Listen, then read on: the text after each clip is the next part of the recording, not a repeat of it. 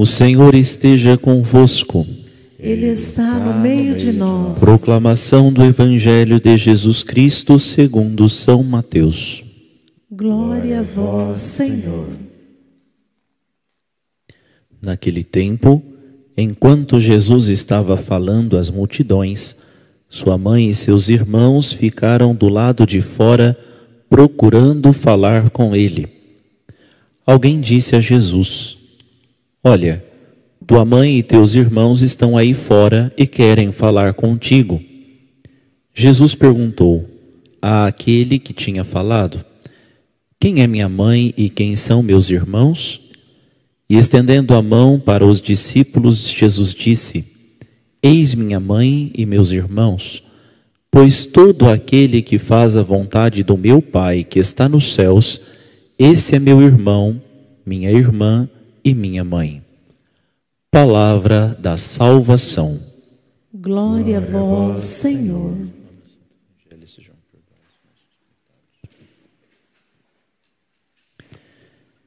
Queridos irmãos e irmãs, estamos na 16ª semana do tempo comum e nesta terça-feira, portanto, o Senhor nos convida a sermos sua família. Esta família de fé que, portanto, deve ser mais forte, inclusive, que a família consanguínea. Veja que, por exemplo, o Senhor nos convida no primeiro mandamento a amá-lo sobre todas as coisas, com toda a força, com todo entendimento, de toda a inteligência, com todo o coração. E, na sequência, ensina a amar o próximo como a si mesmo. Depois ele faz um pequeno ajuste, ao próximo como ele nos amou. O quarto mandamento da lei de Deus, e portanto é o quarto, deve ser obedecido, mas em hierarquia é o quarto, não o primeiro. É estar, fazendo de alguma forma esta atenção para com os pais, este cuidado, este zelo, esta obediência, não uma obediência cega, mas uma obediência zelosa para com os pais. E Jesus era-lhes obediente, como o próprio Evangelho nos diz, obediente a seu pai e sua mãe terrenos. Veja que São José nem consanguíneo era, e neste caso um pai adotivo, mas que Jesus era obediente. Talvez alguns que olham esse trecho do Evangelho acham que Jesus está de alguma forma desmerecendo Nossa Senhora, querendo de alguma forma, e aí uma observação, desobedecer o quarto mandamento que ele mesmo, com o Pai, definiu. O que não é verdade. Pelo contrário, aqui, na verdade, meus irmãos e minhas irmãs, Jesus está aproveitando para fazer um elogio a Maria. Porque antes de Maria conceber Jesus no ventre, ela concebeu no coração. Antes de acolher Jesus de modo consanguíneo no seu DNA, Nossa Senhora acolheu, portanto, na obediência, no cumprimento da vontade. Quem é família de Deus? Jesus está dizendo, quem é minha família, portanto, é todo aquele que faz a vontade do meu Pai que está nos céus. E Nossa Senhora faz o quê quando o anjo vem a ela e fala a ela que foi a escolhida para ser a mãe do Salvador? Ou seja, diz a ela a vontade de Deus, a vontade do Pai é revelada a Maria. Ela diz: olha, acho que não é o caso, eu tinha planejado outras coisas, quem sabe daqui 2 anos ou coisas do gênero. Não, faça-se em mim segundo a tua palavra, faça-se a vontade do Pai na minha vida. Eu desejo, eu quero, eu espero fazer acontecer a vontade do Pai. E é isso, portanto, que nós percebemos exatamente a maternidade de Maria acontecendo desde antes dela conceber verdadeiramente. Ou seja, na fé, Maria já é mãe de Jesus. Por quê? Porque o próprio Jesus diz que é a família dele, todo aquele que escuta, que sabe a vontade de Deus e coloca em prática. E por isso, então, nós percebemos Jesus aproveitando a oportunidade para ensinar. Ele estende a mão aos discípulos e afirma que estes, todos aqueles que tomam a cruz de cada dia e se colocam atrás de Jesus, são a família, irmão, irmã e mãe. Ou seja, está dizendo que não aqueles que é a multidão. A multidão ia atrás de Jesus para milagres, para prodígios, para multiplicação de pães e coisas do gênero. Quando Jesus começa a cobrar um pouquinho mais, quando a cruz é apresentada, caem fora, né? Esta palavra é muito dura. Quem pode escutá-la e vão embora. Agora, os discípulos permanecem. Aqueles que realmente amam Jesus permanecem. Aqueles que sabem a vontade de Deus e sabem que para chegar no domingo da ressurreição precisa passar pela sexta da paixão, continuam, permanecem com Jesus. Não fogem da sexta-feira da paixão, não fogem do sábado da solidão, não é? Por isso Nossa Senhora é exemplo exatamente desta realidade. Ela permanece de pé aos pés da cruz, permanece no silêncio da oração no sábado, né, da solidão, por isso que chama-se Nossa Senhora da Soledade, né, o sábado santo, Nossa Senhora da Soledade em algumas igrejas. E Nossa Senhora da Esperança, né, da alegria, da ressurreição, portanto, no domingo da ressurreição de nosso Senhor Jesus Cristo. Ela que permanece fiel, esta única vela que permanece acreditando nas palavras do Filho no sábado da solidão. Este silêncio ensurdecedor que tomou. E por isso que todos os sábados nós rezamos a Nossa Senhora. Assim como todas as quartas é quarta votiva a São José, todo sábado é sábado votivo a Nossa Senhora. Por isso que é um dia dedicado a ela. Porque foi ela a única que sustentou a igreja inteira na sua oração e na sua esperança de que Jesus ressuscitaria como prometeu.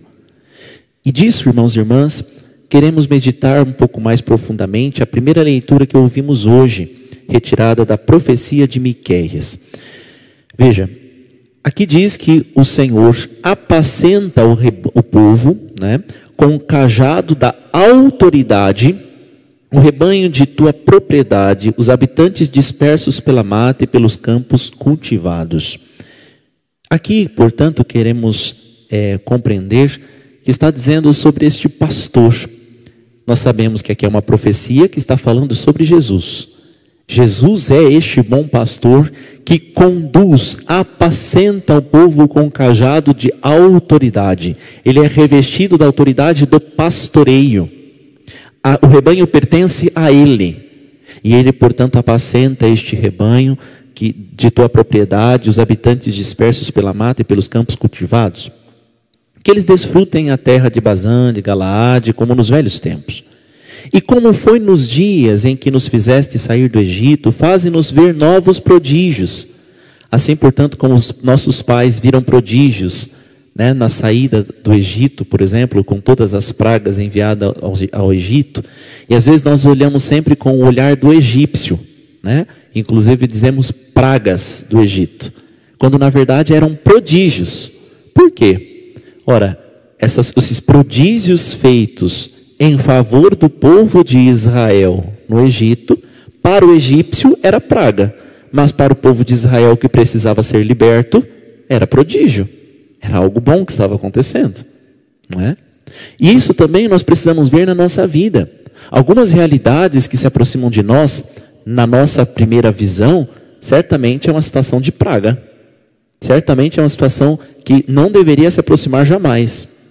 Mas muitas delas acabam se revelando como prodígio, como uma situação boa, para quem sabe até sairmos desta situação de escravidão que estávamos vivendo. Talvez, irmãos e irmãs, a gente acha assim, né? Imagina um exemplo terrível, né? Que às vezes acontece nos nossos tempos muito. Um relacionamento tóxico, né? De um namoro abusivo, coisa do tipo. Às vezes precisa, sim, uma situação terrível de uma agressão verbal ou até física para a mulher sair daquela relação. Sair daquela situação tóxica que todo mundo às vezes até fala. E ainda ela fica falando que é presentinho de Deus, abandona até amigos, familiares por conta daquela realidade, daquela situação. Então às vezes para sair daquela situação absurda de escravidão que está vivenciando, vem uma praga, entende? Que depois acaba se tornando e é visível como prodígio para sair daquela relação abusiva. E aqui nesse exemplo serve tantas outras realidades, tantas outras situações do nosso dia a dia, da nossa vida, não é? Quantas são as vezes, irmãos e irmãs, que vêm pessoas conversar conosco, né? E a gente diz, olha, você não tem nada com essa pessoa, você não está presa nesta pessoa, sai desta relação. E a pessoa finge, né? Ah, padre, é verdade, isso e aquilo, e depois a gente vê que continua na mesma situação. É claro que eu sei que não é uma coisa fácil simplesmente, né? Ah, pega, sai, arruma as coisas e vai embora. Mas são situações terríveis, que são problemas que a gente enxerga já a consequência. Irmãos e irmãs, às vezes nós precisamos entender que algumas pragas, algumas realidades se aproximam exatamente para a gente sair do Egito, para a gente sair dessas realidades, porque o Senhor cuida de nós, Ele apacenta o povo com o cajado da autoridade. E é isso, portanto, que estão pedindo, portanto, a Deus, né? Que continue fazendo estes prodígios, assim como fizestes ao sair o povo do Egito. Qual Deus existe como tu, que apagas a iniquidade e esqueces o pecado daqueles que são resto de tua propriedade? Aqui, geralmente, nós temos os deuses pagãos sempre revelados como deuses vingativos, né? Sempre.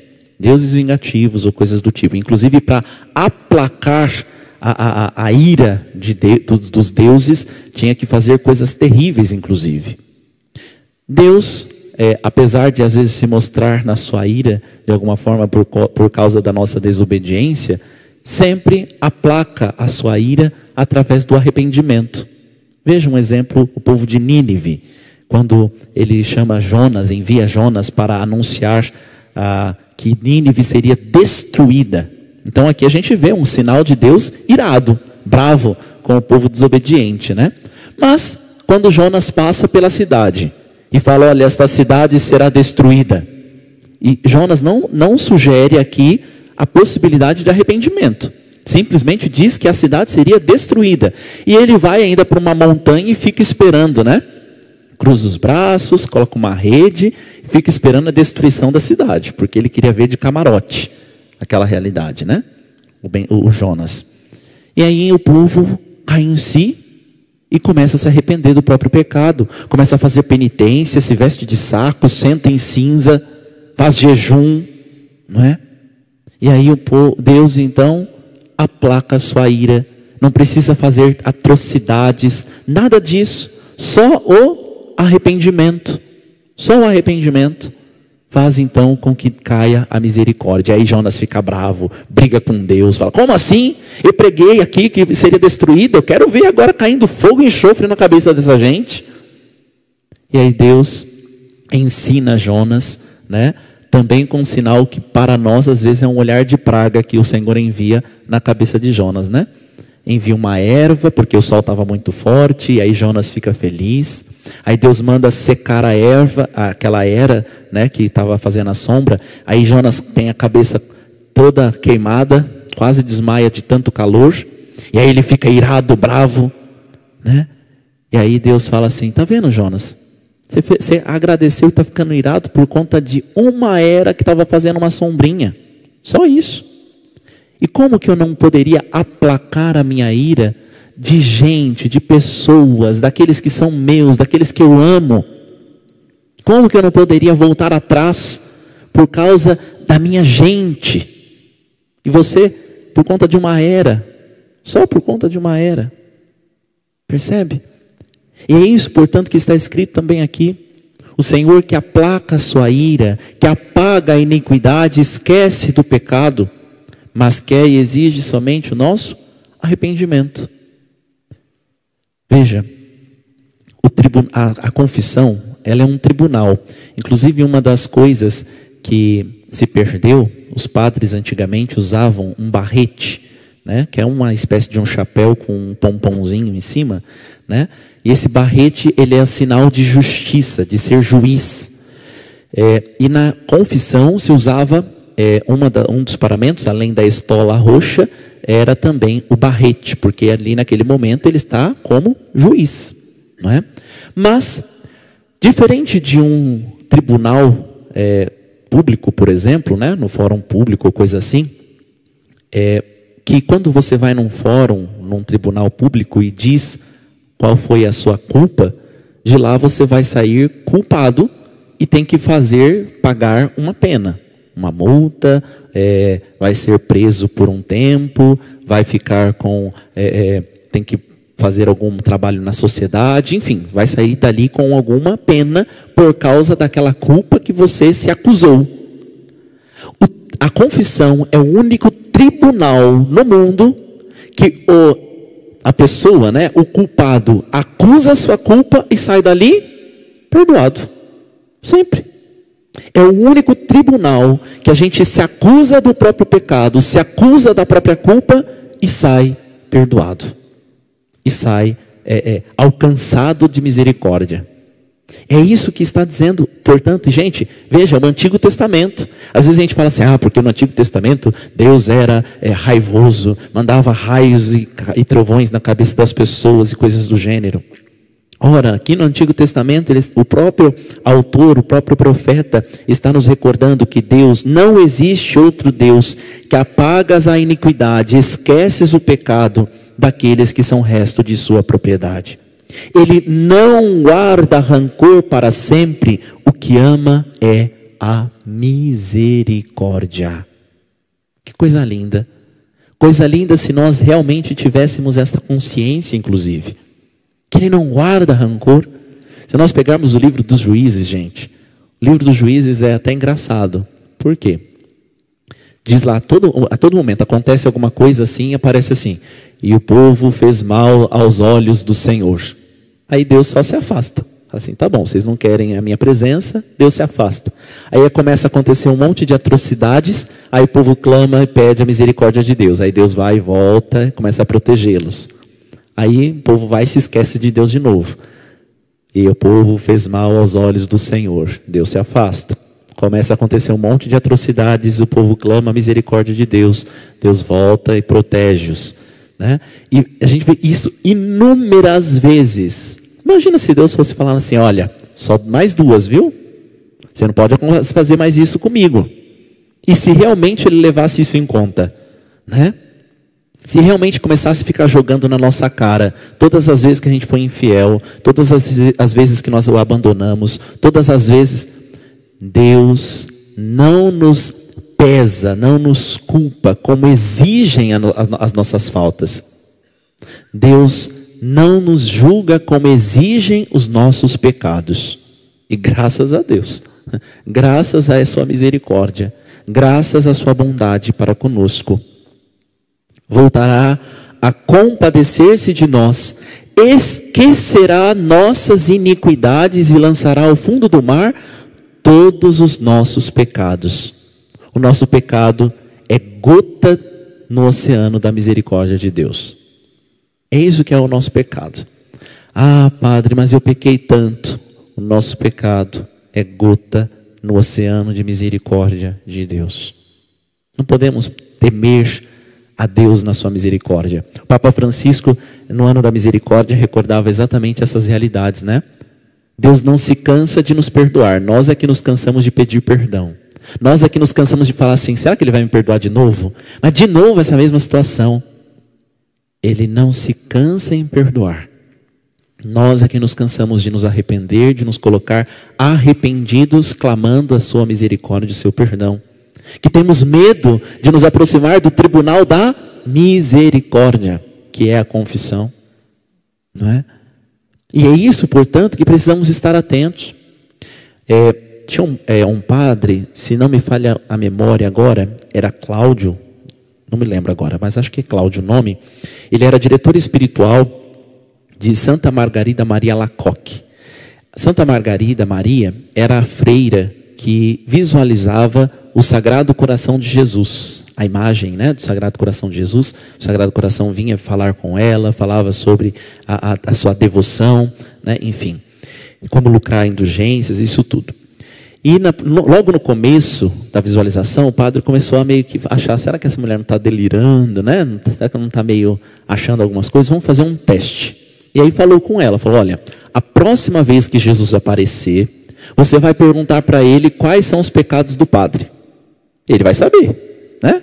Vai saber com certeza quais são os últimos pecados que eu confessei. Certamente ele vai saber. E aí, tá bem, padre, eu vou perguntar para ele. E ela foi embora. Jesus apareceu, ela conversou com Jesus, isso e aquilo, e voltou para falar com o padre depois na sequência. E ela contou, olha, Jesus falou isso, falou aquilo, falou tão bonito tal coisa. E então ele falou, tá, mas você perguntou para ele o que eu pedi para você? Sim, padre, perguntei. Perguntei quais são os pecados que o padre confessou na última vez. E aí, qual foi a resposta dele? A resposta de Jesus foi, não me lembro. Aí o padre soube que realmente era Jesus. Porque o diabo é que fica acusando os nossos pecados. O diabo é que fica falando, tá vendo como você não presta? Olha o que você fez, olha como você é ruim, olha como você não sei o quê. Ele é o acusador. Depois da confissão, Jesus, acabou, já era. Esquece-se. Foi isso que foi dito, não foi? Voltará a compadecer-se de nós, esquecerá nossas iniquidades e lançará ao fundo do mar todos os nossos pecados. E assim, portanto, aquela fidelidade de Jacó, a compaixão que teve com Abraão, como jurasse os nossos pais desde os tempos remotos, também manterá a cada um de nós esta mesma fidelidade, esta mesma compaixão. E é isso que nós vemos revelado em Cristo Jesus, né? Jesus que se revela compassivo e fiel. Inclusive, muitas vezes a gente coloca isso nos decalques, nas nossas casas, e até em alguns carros. Deus é fiel. Que bom seria se nós respondêssemos esta realidade de que Deus sim é fiel. E nós buscamos igualmente sê-lo. E nós também queremos ser fiéis. Às vezes nós colocamos em nossas casas, eu e minha casa serviremos o Senhor. Irmãos e irmãs, não queremos só lá na frente servir o Senhor. Nós queremos, eu e minha casa servimos o Senhor. Eu e minha casa decidimos por ser fiel ao Senhor. Eu e minha casa queremos ser compassivos como o Senhor. E assim, portanto, sermos verdadeiramente bem-aventurados, felizes, como foi a promessa de Jesus Cristo.